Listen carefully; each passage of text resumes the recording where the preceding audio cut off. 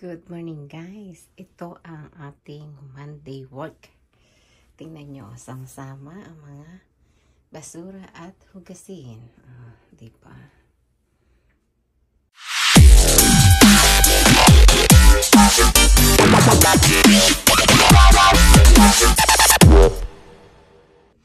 Good morning guys. Ito na ang ating ligpitin. Diba?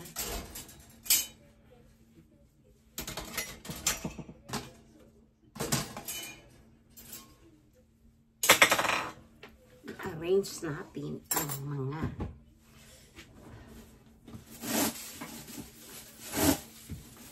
may basura, may daming hugasan, hindi mo lang ma-separate ang basura. Katawa. Diba? Ito ang ating Monday work. As in,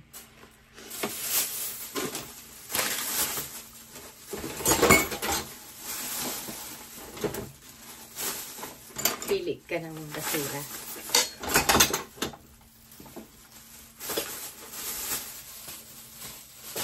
Yan. Pili din na food waste.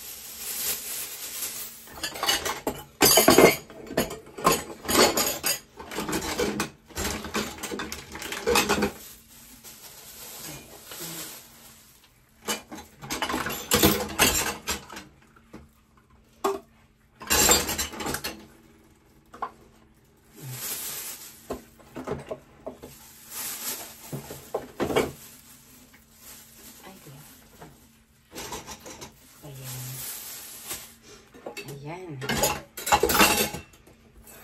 Diba? Ang ating hugasan.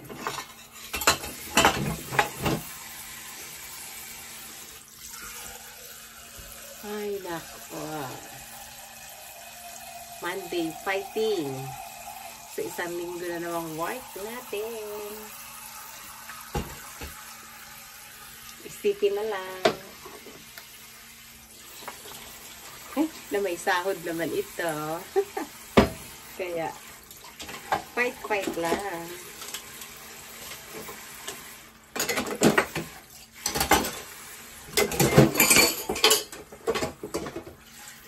Para sa dalawang anak na nag-aaral. Ayan. Kailangan nating mag-work. Work hard. Ay, go. Yung fresh ka pa. Ito na yung iyong gagawin. Yay! Ay, naku Lord. Thank you sa strength. Sa araw-araw na inibigay ng ating Panginoon.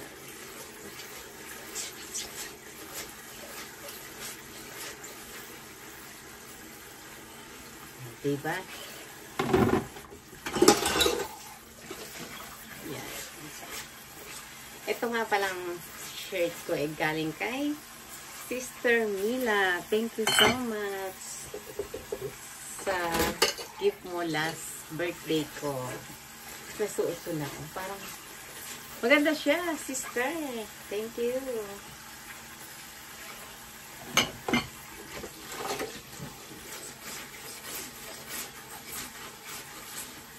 Mga baso muna ang ating hugasan. Kasi halo-halo siya. Okay lang sana kung may may saging at saka ice. Halo-halo. May ubi. Leche plan. Diba? Sarap.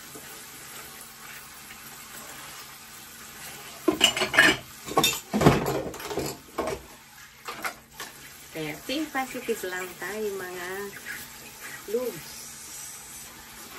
Mga friends.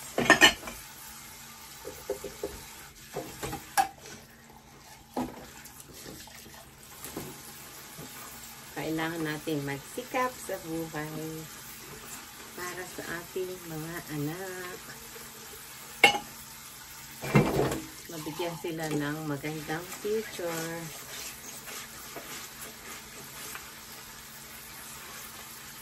masaya na ang mga magulang pag mga anak nila nakakapagtapos, makakapagtrabaho ng maayos, magkaroon ng sariling pamilya, ayun, at magkaroon na rin ng apo. Yun ang pinakamasaya. O, dito ang ganito dito. Ano ba yan?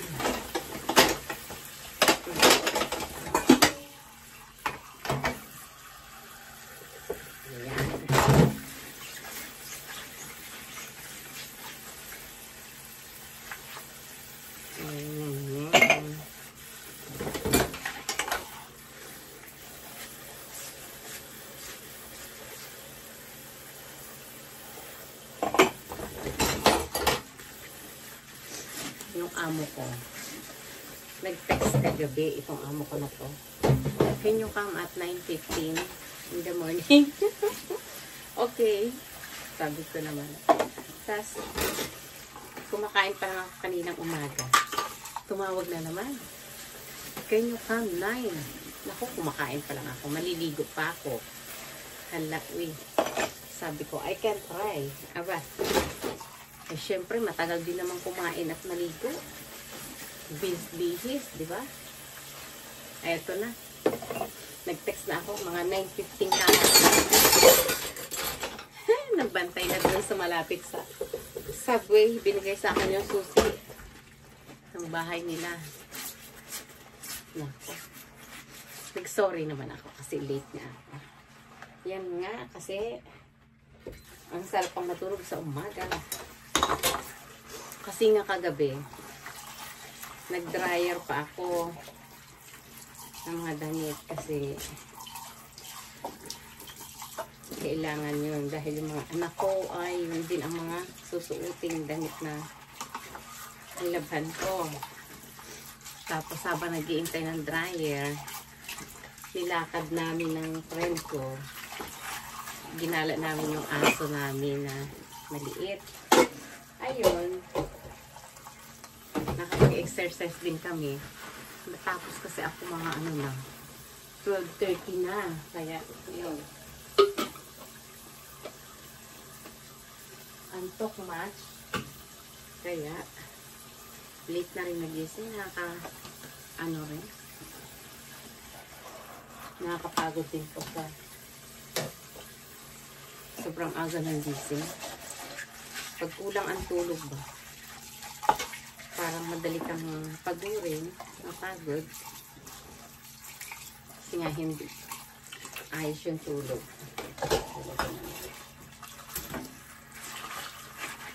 Kaya, talaga, fighting lang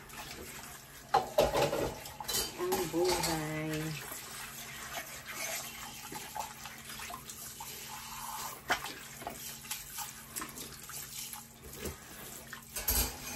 Diba?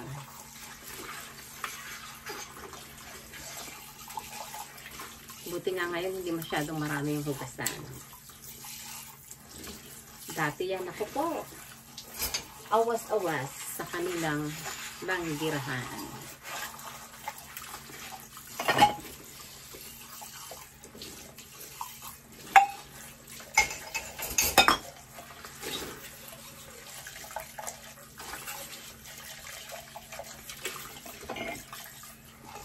Medyo malayo din kasi ito sa bahay namin, mga 45 minutes din. Pwede na nga rin ang may takbulakad na nga ako punta ng subway eh.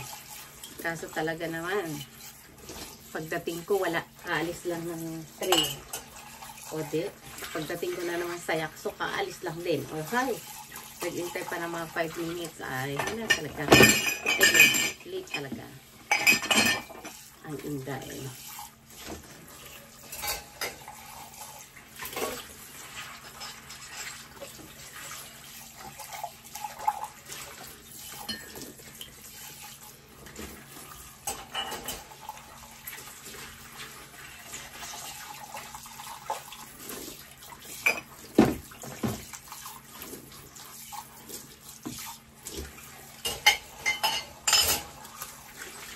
Talaga naman. shipping pag Monday. Eh, marami. MWF kasi ako dito, kaya, yun. Medyo, hindi naman ako naglilinis. Ano lang siya. Mga hiwa-hiwa ng gulay. Hugas ng mga plato. Ayan. Ayan pa. Marami pa.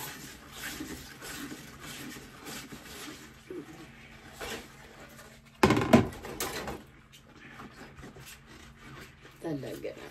Yung bunso ko ay umalis kanina ng 6:15. Kaya ako nang nagising, humingi ng papasahe.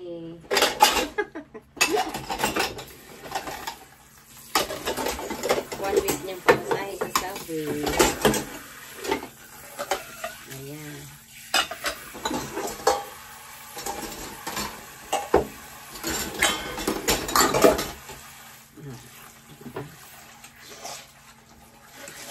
Daming nagamit ng mga oh.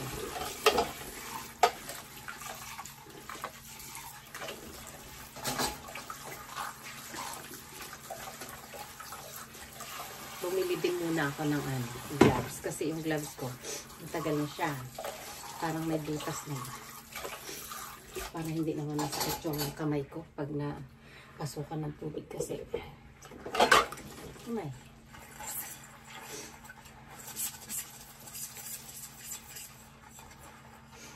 Ayan. Ang ating hugasan. Basa-basa pa yung buhok ko eh. Nag-dryer lang ako ng kung bilis-bilis. Talaga naman.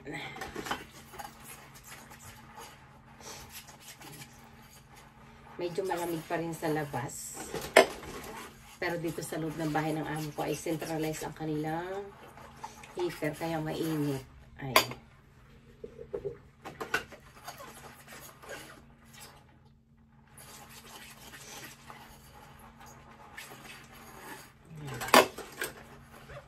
Hugas-hugas lang tayo, guys.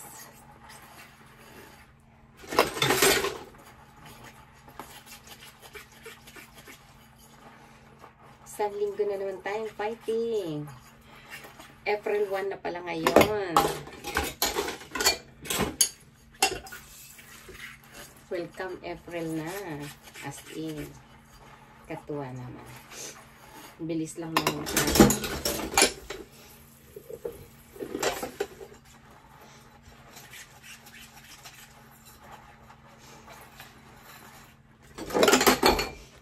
Ayan.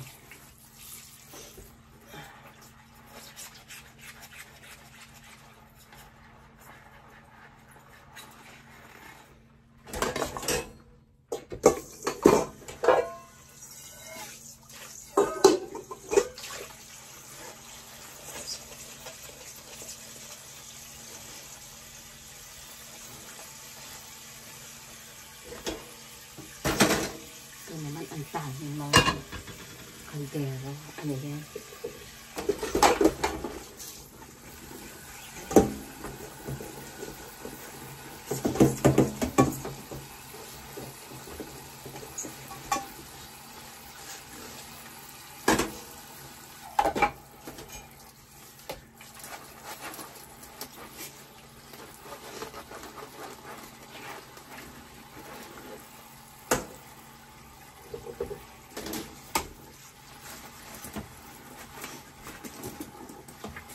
Punta kasi yung amo ko sa doktor. Ewan ko po anong gagawin. Parang nagpapaayos kasi siya ng kanyang mata. Gusto niyang singkit kasi silang Korean. Parang gustong medyo lakihan ang mata niya. Yung iba naman gusto yung singkit, di ba? Siya gusto niyang maging medyo malaki yung mata. Tapos magpalagay ng eyelid. Hindi. Talaga naman.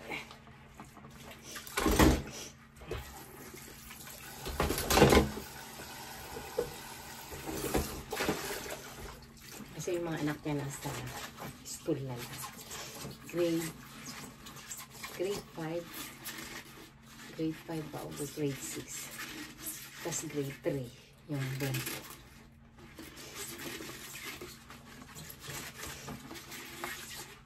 Nung dumating ako dito, yung bunso niya ay 3 years old pa lang. Kaya, hindi mo pala naliit sa kanila. Okay naman din. Bait naman din sila. Lalo pagtulog. Ay, naku. Medyo may pagka-stricto yung babae. Pero okay lang. Stricto sila sa time. Eh, ako naman lagi akong late. O, diba? Wala ka dyan. Eh, nagpapasobra naman ako ng oras. Eh, halimbawa, dumating ako 9:15. Di 4 hours na eh. 1:15. O, gano'n. Minsan, sobra pa nga eh. Kinatapos ko yung mga trabaho. May ganun talagang tao. Gusto talaga accurate sa time. Hirap kaya. Takbo-takbo na nga ako eh. Hindi pa rin kaya. Diba?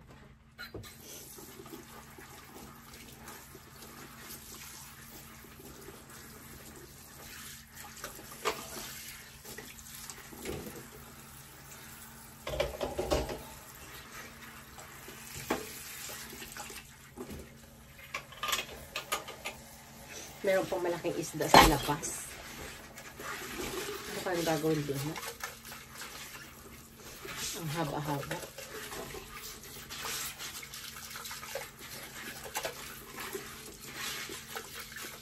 Papahiwa na naman sa akin yung Diyos niyo.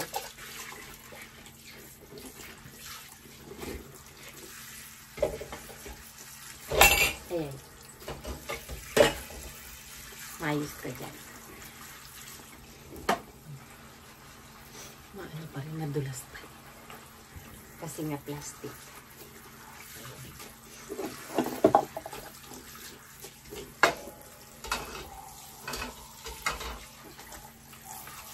Ayan.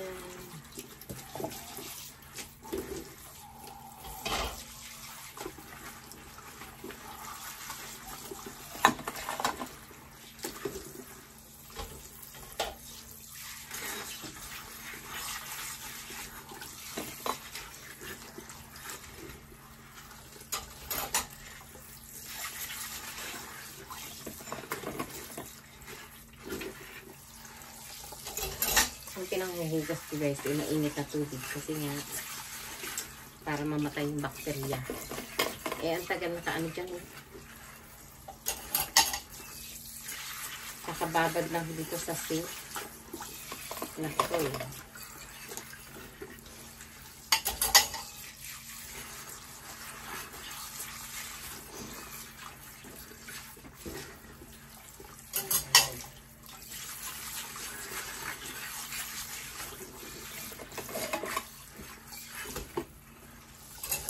Tagal din maghugas ha.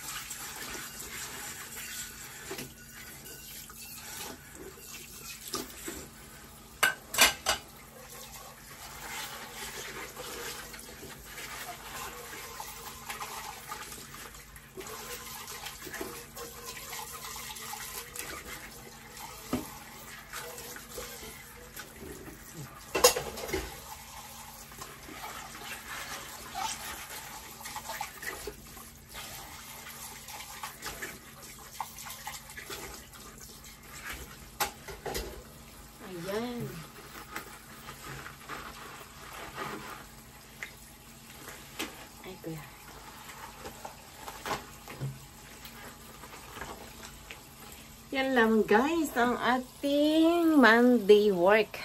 Mamaya na ulit kasi nga, sobrang dami iyan. Pinapahiwa-hiwa sa akin. Thank you for watching guys. Bye. Have a nice day sa ating lahat.